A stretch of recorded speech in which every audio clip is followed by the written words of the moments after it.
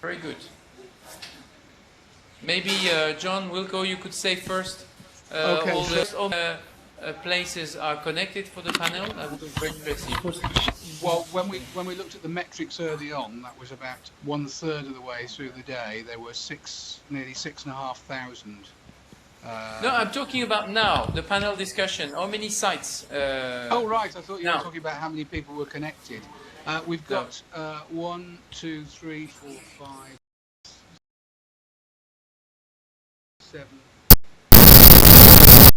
The notes are there. You can perhaps 9, take them 10 through. sites. Okay. We've got Grenoble. There was only one person at Grenoble. So anyway, congratulations everybody on excellent performances today. I'm sorry about the sound for the first 30 or 40 minutes. We had a lot of problems with crosstalk, which we eventually managed to sort out. The sound after that was much better. But certainly the sound going out on the internet sounded better than we were getting here. Excellent performances here at studio. Some of the best images we've ever had. So congratulations on that. So what we do now is we'd make the surge wet a little bit more. So Sheikh Saeed from the UK has prepared a global otology challenge of some cases that we can discuss. And we'll do that, and then we'll say a final thank you to the people who have taken part and the companies that have made this possible, and then we'll have a lion meeting in a closed session at the end. Appropriate. Okay, so over to... Can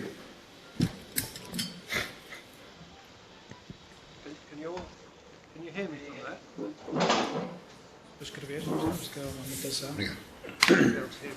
Okay, good afternoon everyone, or good evening, or good morning, depending on which part of the world you're in. It's been a great day again. I've got a few cases.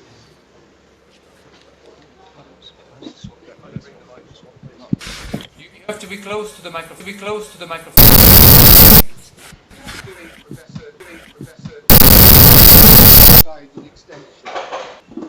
Sorry, I'm next to the patient. Let's put it back again. Okay, so let's start with the first case then.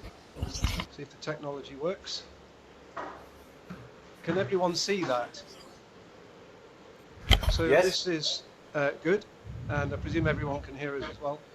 So we'd be quite interested to hear what people's thoughts are. About this. So this is a child that's months old and has been and has seen the doctor and was given some antibiotics about 5 days ago.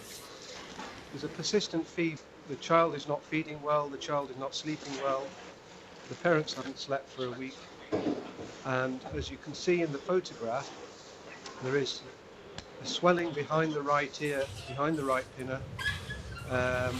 You can't tell from looking at a picture whether it's fluctuant, but it is fluctuant, and there's a lot of erythema of the skin as well. So I think to start ball rolling, I'm actually going to in London. Yes, absolutely.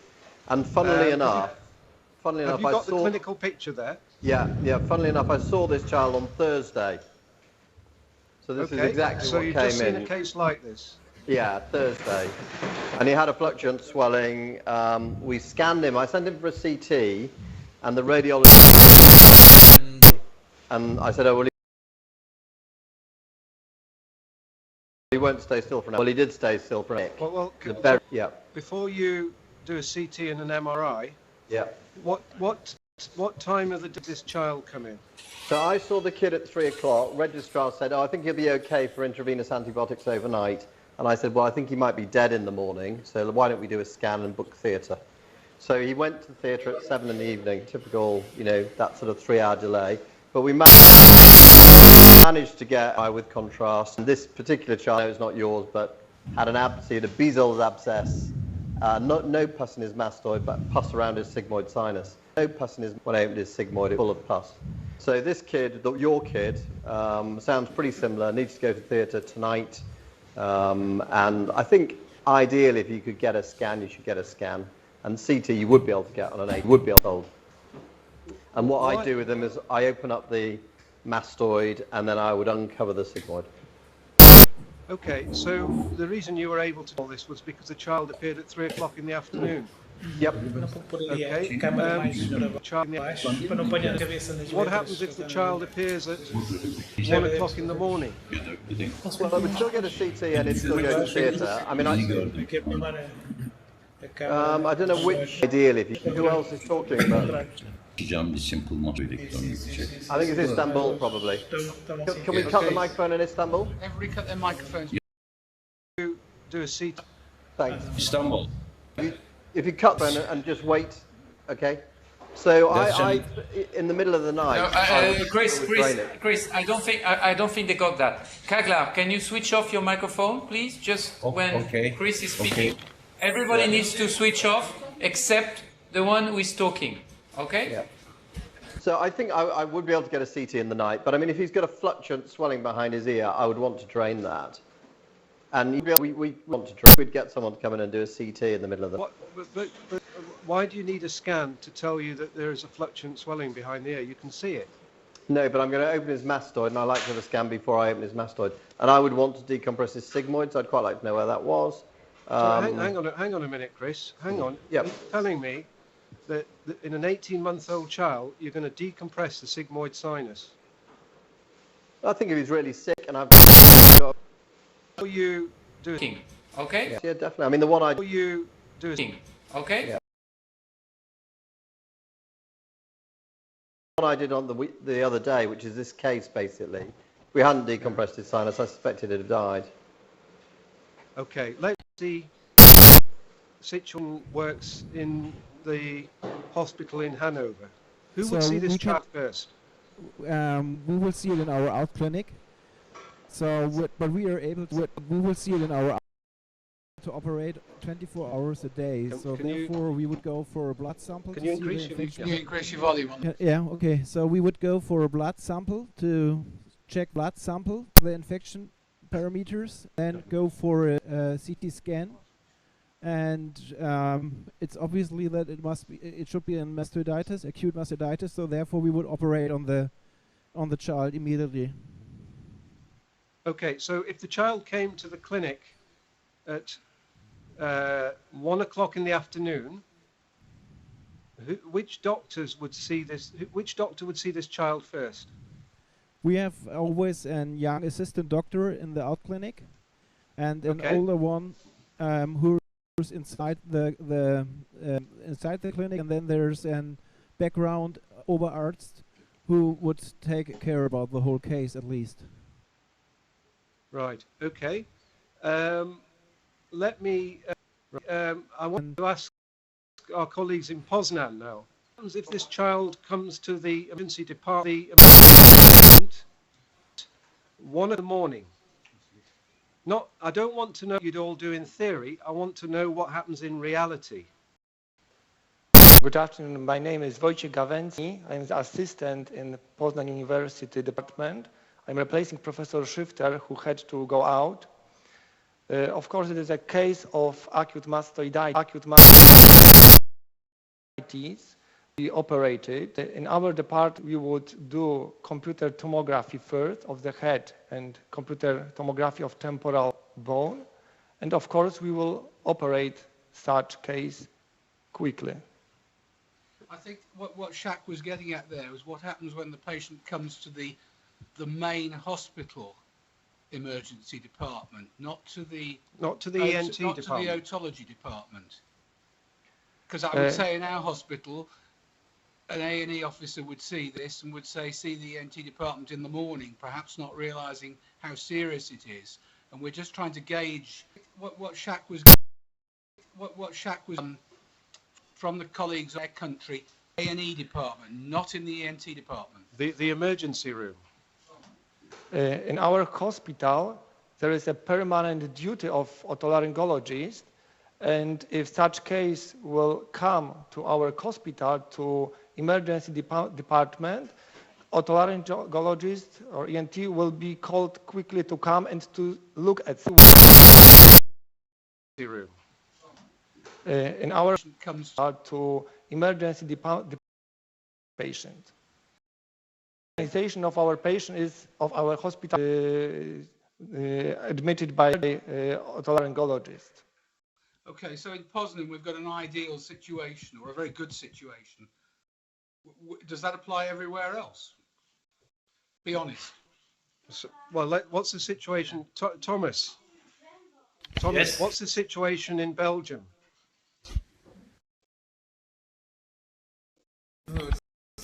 Would first, and then he would be admitted in the hospital on the pediatric department and would receive intravenous antibiotics, and we would be informed about this case and we would start thinking of surgery the day in the early. There have studies in Scandinavia showing that it is not a real emergency, that intravenous antibiotics can solve the problem in many cases, but I would be more tempted to perform a mastoidectomy. Whether or not a CT scan is necessary, well, you don't need a CT scan to solve the problem in many CT scan, but it's interesting to the position of your sigmoid sinus, things like that. So is a CT scan? I don't think so. The clinical image is sufficient on its own. So I don't think so. They certainly will receive intravenous antibiotics. There are some arguments in some cases where the child is not too. So many cases not too, and that is, I think, to be evaluated individually. So, in order for the child to have a CT scan, Chris Aldrin said that they managed to do the imaging without. If the child needs to have a general anaesthetic for a CT scan or MR imaging, and then needs to have another general anaesthetic for surgery, can you justify the imaging? Can you? No, I don't think so. I think then I would go, it's an 18-year-old child, and I would go right away for surgery. I wouldn't do an imaging. Yeah, I mean, I've yet to meet an 18-month-old child that keeps still when they're perfectly well, never mind when they're sick. But I can see your hand raised, Chris. I will come back to you shortly. Now, can we go to Porto, please? Vitor, can you just tell us what the situation is in the emergency department in your hospital for this situation? If it happens during the night, it's the emergency department, the pediatrician emergency department that receives the child. We by call every day, every night. So usually we start with antibiotic therapy, intravenous antibiotic therapy. We can have a sample for by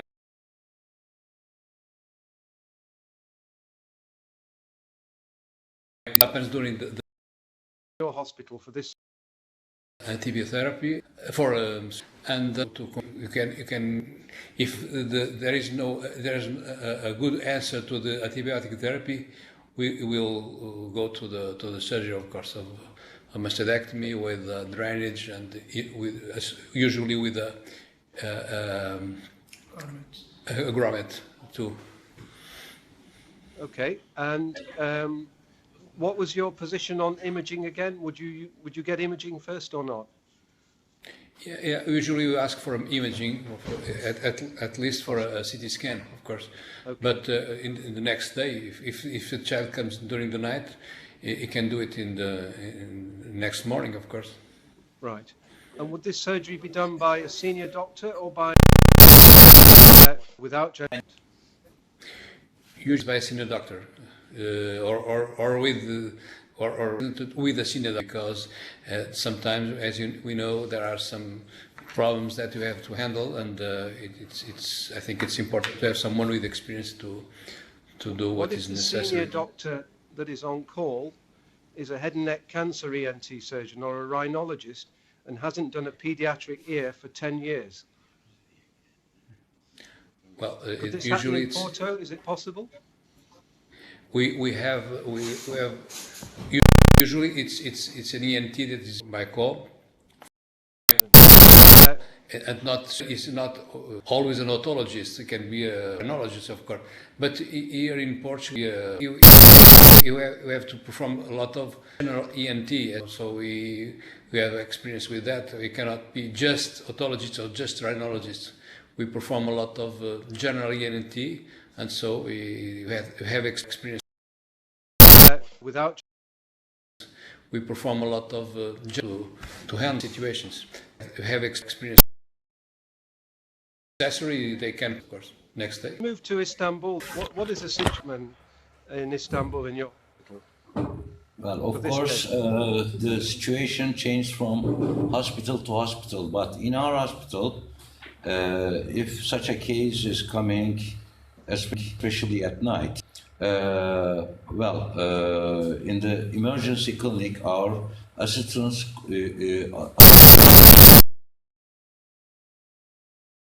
perform a lot of would be invited to the emergency, and every night at least one assistant, and the clinic they saw the case and consult to the specialist. This could be either me or my other friends, and in case, and we will obtain the photos, and we will obtain, MRI scan is also possible at that time, but MRI scan is not indicative for the treatment. For the treatment, what we are doing in that case is, this is a subperiosteal abscess and infection together. The drainage is the best option for the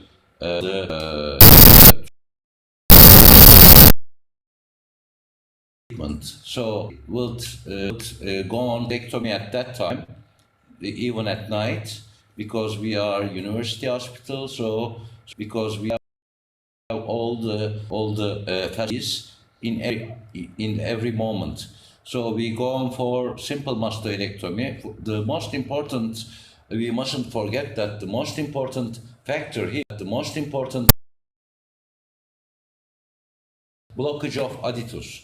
So since adductus is blocked, the ear is not draining, but there's coming through the mastoid.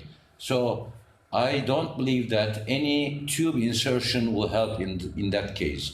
So what we have to perform during the surgery is to open up the antrum addutus in order to supply a drainage from the mastoid to the middle ear. Okay, So, that makes a lot of sense, but when you do it, it will be like a Tarantino film in there. There will be so much blood, so many granulations.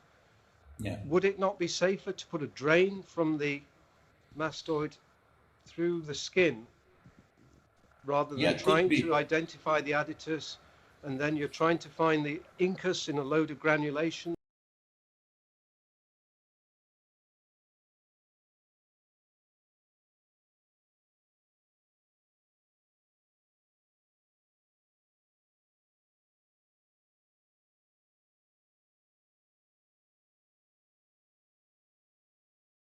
Especially very small children, we have to make the treatment as soon as possible. There are, of course,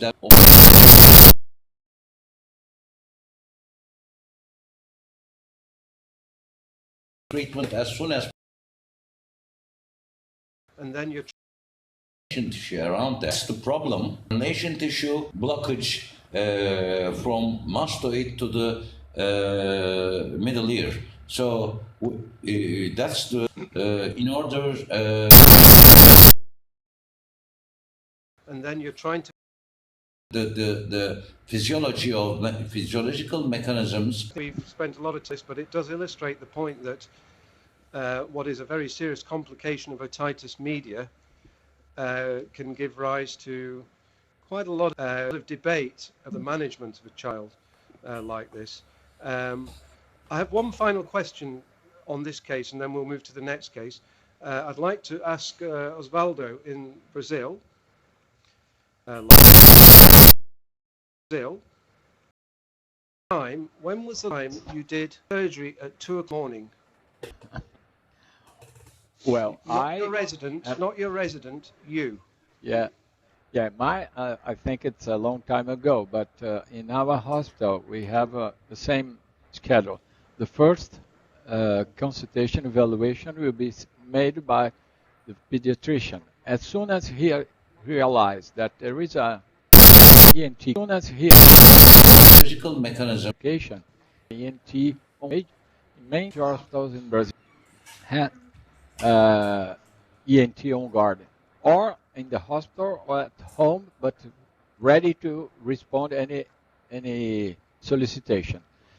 Well, in the university, the fellow will be the first guy or ENT department to do the evaluation. And then you will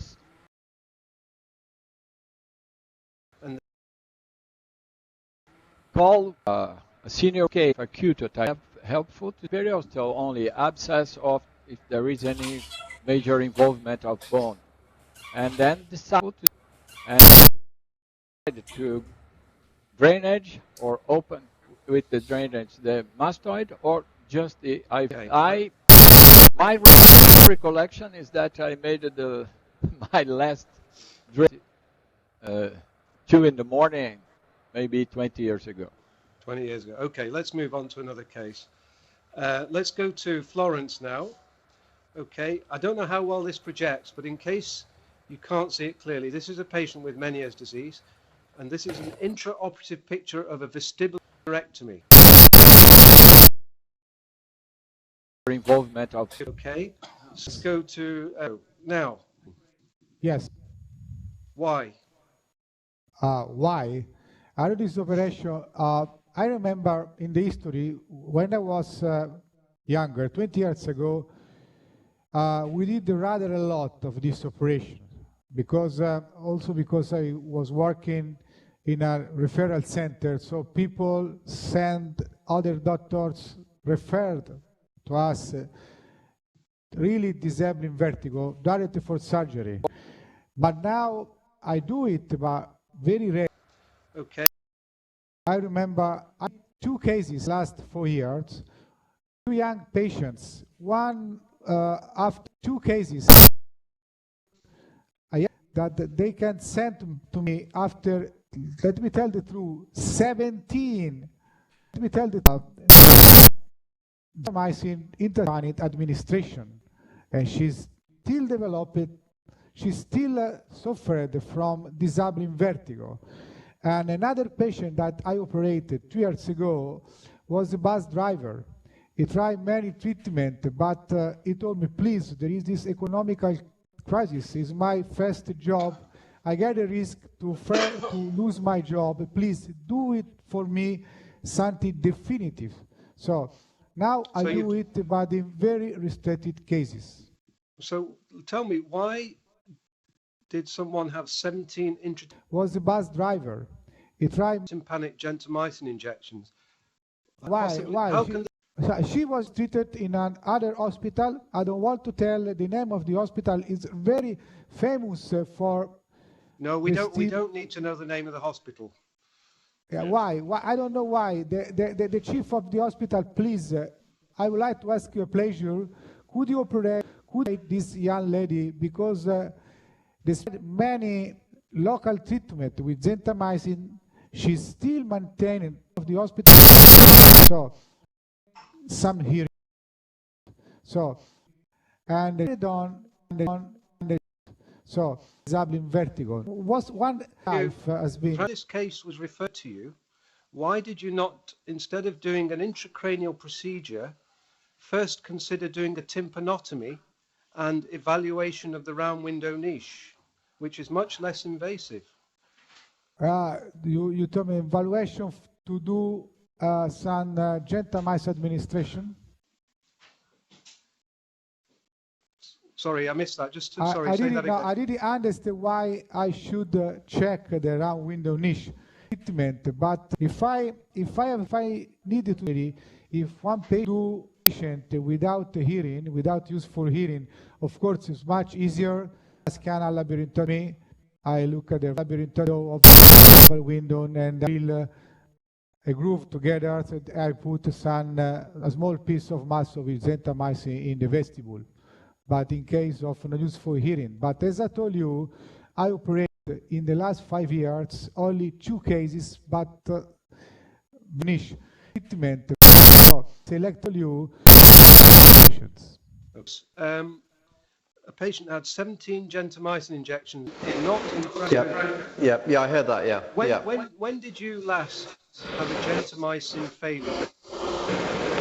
Well, yeah, it's very interesting. I mean, this particular operation I used to do many years ago when I was a fellow in Australia, and it was great. I really thought it was, and the neurosurgeons think, well, you know, very straightforward,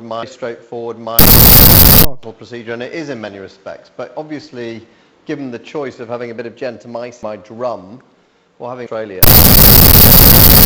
head opened, I know what I would choose, and I agree with you. I mean, basically what I do with gent, I give them 2 injection improvement, then I do exact drum, I take any adhesions away from the round window, and then I fill the middle ear full of gentamicin soaked sponge, and that works really well.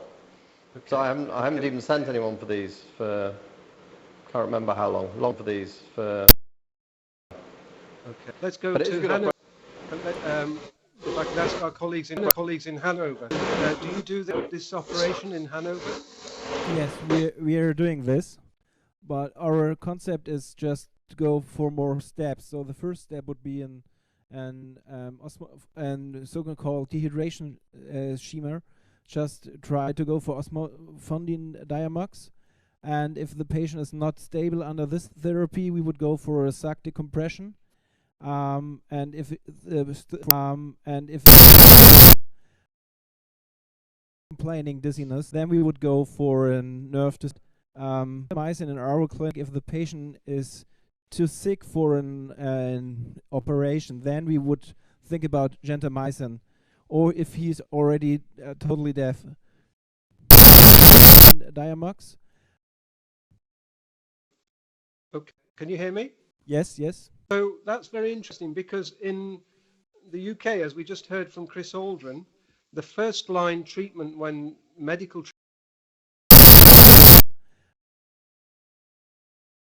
treatment fails is medical diamox.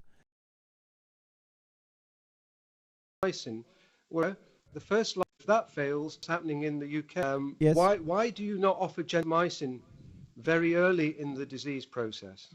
We are afraid if the patient has still why hearing that he was residual here.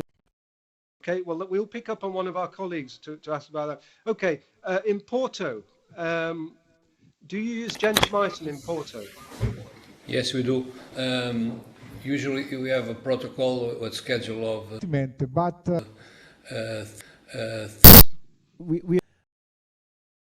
protocol with schedule of but he told me, please, there is this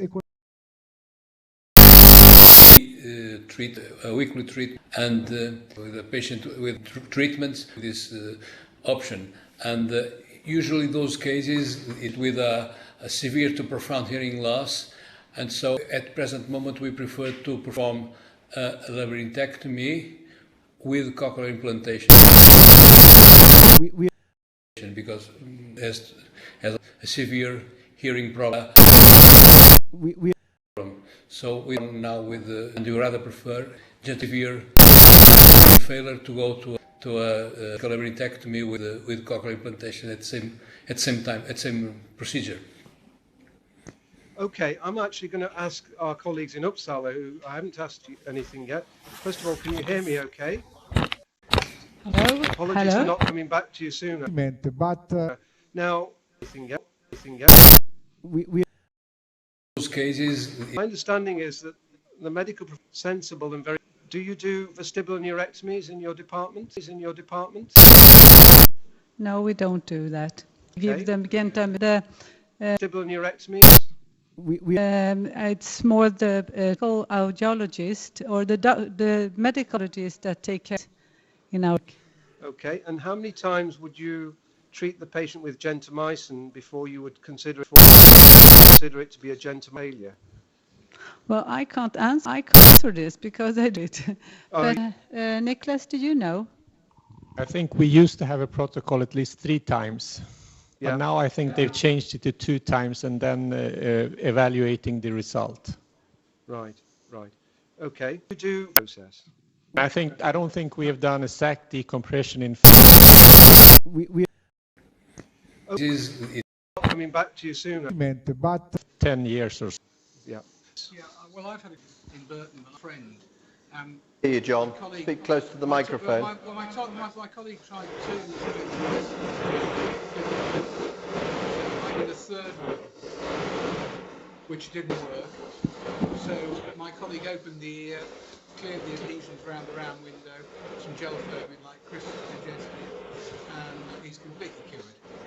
And I'd like to suggest that an exploratory tympanotomy with some gel foam in the middle ear is a 20 to 25-minute procedure in skilled hands, and far less invasive than some of the other suggestions. So certainly a very interesting case to discuss, and it obviously differs greatly depending where you are around the world, how it's treated. So this is very interesting that we are seeing amongst colleagues across the globe different approaches to Meniere's disease, even in 2016. I think I'm going to move to another case just to... One more. Okay. We'll move away from... move away from neuro. We don't need that one. I'll tell you what, I'm going to very, very topical. I know it's not otology. I know it's a very, very small group of children, but there is much debate nationally and internationally about these children. So this is a congenitally bilaterally profound child, age 1 year, bilateral. Is referred to your cochlear implant program. Part of your cochlear assessment, you do the MR imaging. And the MR imaging, and here are the T2 weighted axials and parasagittal sections, show that there is only one nerve in the internal auditory meatus. This child has normal facial function. And so I think we will start, okay, let's start with Thomas. Thomas in Belgium. Thomas, what is your management in this situation? This child is profoundly deaf. It is probably totally deaf, because I would first have a look at the cochlea and see whether it is have a look at this nerve is going towards the cochlea. It's only a facial nerve. It's only one nerve, and so that is, we are dealing here most probably with the cochlear aplasia. And a cochlear implant in that case will not be helpful. The only way would be to put an ABI, but I know that in a 1-year-old this would be quite early, and I would wait 6 months later, 1.5 years before considering for a cochlear an ABI, making sure again with BERA and making sure for child is indeed totally, it's that the reconstruct sagittal plane showing only one nerve, and you're not going to be successful with, and you're not implant. Okay, so you would consider a brainstem implant, an auditory brainstem implant in this child. What would you tell the parents in terms of outcomes? And let me help you with that. This is a non-syndromic child with no other disability, no other disease. I would page the parents that the outcome is very variable. You have patients that have an open set, but it's a minority of the patients. Most of the patients will be to a certain degree helped in their lip reading, and so it is. It will help them to a certain degree. It might also not work at all, so you have to prepare the patient, the parents to prepare the. What is your... That this is... We are doing this because we have... child to develop speech, develop with No. an AI? No. No, normally not. But in some cases, there are some cases described or that have been implanted with better results than. But I think it's better in this situation to be because we have quite in your realistic and to give the parents hope about we have your position, but it live not in all the children. So. And is this funded in Belgium? Have you got funding for this in Belgium? Yes, we have to ask the special solidarity fund to have this refunded, and it's a mess because it takes a long while. So you have to enter. So you have to, because we have. What is your the board, and you have to about 6 months to have a cochlear implant. It's much faster, but we have to persuade. No, Thomas, that's really helpful. Again, because a recent paper published from, I think it was from the Karolinska, maybe from Uppsala, but there was a paper published of the 4 ABIs in Sweden. ABIs again, Sweden again. What is your? I think it was in cochlear. I'm more than happy to. So there is now. Like to hear the opinion of our colleagues from Sweden. Well, I think we do agree with Dr. Somers in most cases here. We are very careful to give the patients or the parents too much of developing speech. And I think of the 4 cases we have, I think at least 3 of them have good benefit from the brainstem implant. Okay, by good benefit you mean auditory perception and environmental sound? Yes. Yeah. Okay, that's a really sound. Person who wrote the article is not here, so. Okay, but I'm right. There was a paper published recently from. It was new. It was. It was a dissertation. It was. Yeah. So. Okay. Now, brainstem implants in Osvaldo, can you do ABI in Brazil? In children? Yes, we do.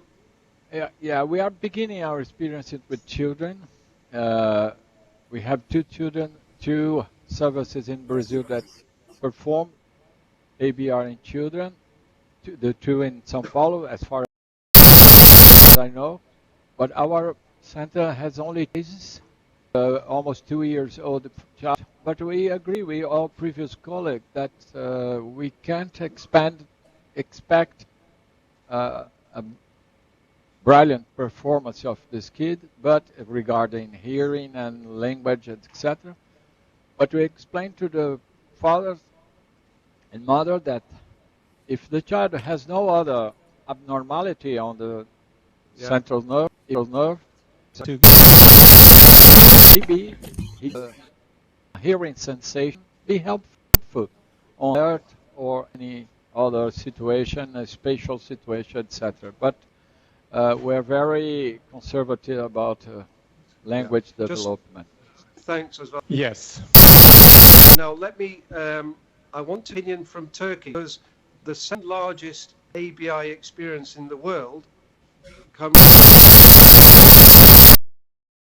from Turkey. So, Professor.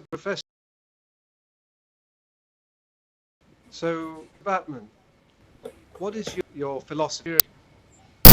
Yes. Now, first, for that case, I would like to ask how cochlea is visualizing. You know, if there's cochlea, in that case. So there is a small, as you can see, there is a small T2 signal from the cochlea, but it's a very dysplastic cochlea, and there is no cochlear aperture. No.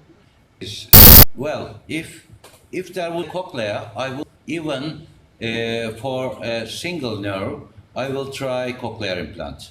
Okay. If not, in that case, I think brainstem implantation would be to implant. We had a couple of cases.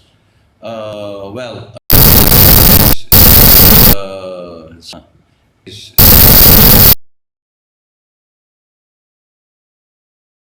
well, it depends on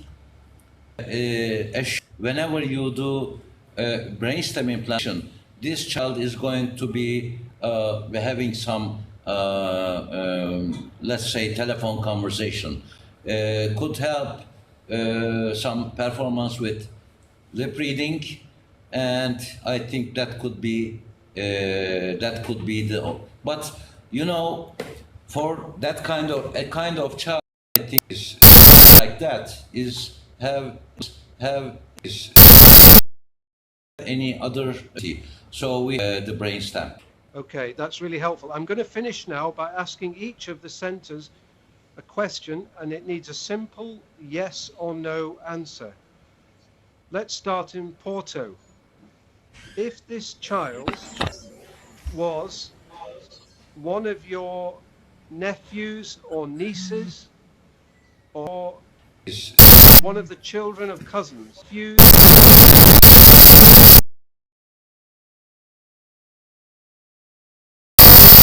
would you advise to have an ABI? I think so, because no other chance to give some kind of hearing to this child. Okay, that's fine. That's fine. Yeah, that's fine. It's the only chance, so maybe yes, I think so. Okay, and Poznan? Yes or no? Yes, I think yes, because there's only one option. Thomas, yes, we already yes, because your answer. Normal child, I would say an ABI might be more. Answer Hanover. Yes, I guess. Yes, we totally agree with Istanbul. Yeah. Okay. And in Sweden, I think we have. Well, we heard your answer, but are you, if it's a relative of yours, are you saying yes? No. Yes, we're saying yes, because I've experienced the whole Scandinavia taking care of this patient. Because okay. Chris, this is the question, but what do you think? I would phone you up, Jack. Right, okay. We'd have a discussion. But yes, I think, yes. Yeah, and Franco, yes or no? But yeah. Microphone, Franco, I can't hear you. Franco, can you... Franco, I go...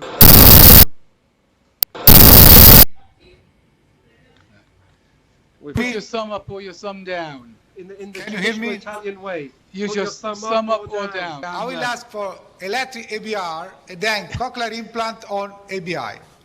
Okay. Yes, so that's neither yes nor no.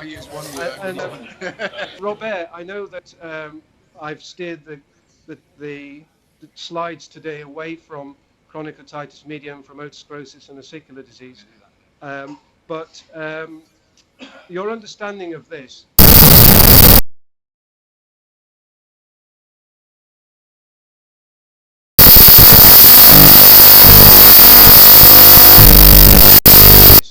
Yes or no?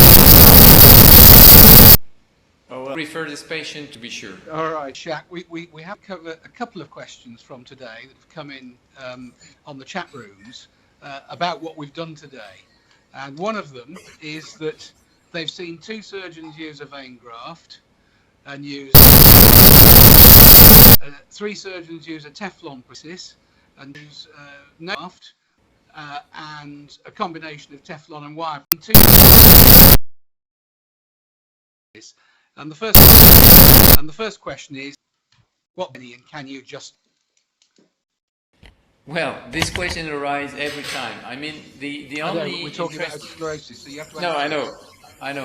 I mean, this. What? No, I know. Main interest in the vein position is make the labyrinth. I know Thomas, for example, is not using vein. And he's very happy about that and does not clot fistula.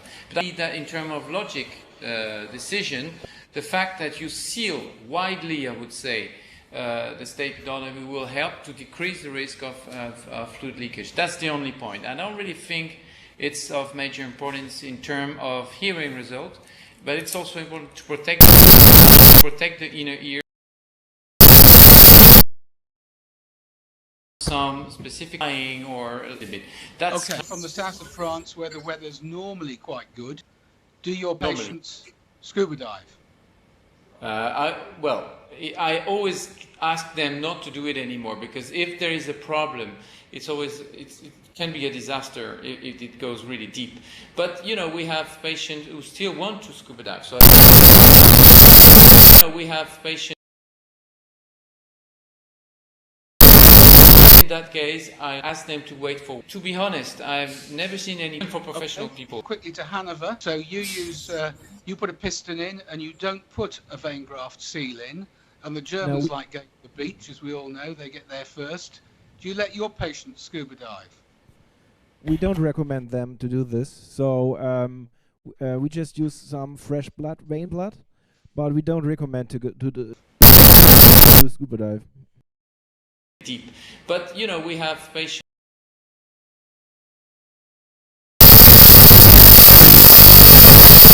So do you think you believe that a seal around blood? Some fresh blood in the ear. Okay, so that's a little bit about otosclerosis. We need to move on to ossiculoplasty now, because we've had a couple of questions there. We need to move on to bone cement used in ossiculoplasty. We've seen prosthesis used in ossiculoplasty. Why wouldn't you try bone cement before going on to a bigger procedure, which, as you know, Robert and myself and others do quite a large procedure with a malleus relocation quite often? Why wouldn't we procedure with cement first? So, ask Chris, who's used both bone cement and performs ossiculoplasty. Well, I was initially deep, but we have patients bone cement, and I think it gave me great results. Lots of the bits have fell off, so I lost. But I lost it then. I know that the guys now, and in Istanbul, lots of people use cement with good results, and it's a different type of cement from the one I use. So I'm sort of always thinking perhaps I will revisit it for small ISJ defects. But I think as you know, I use the Kurt strap. But we have. It's a very good prosthesis.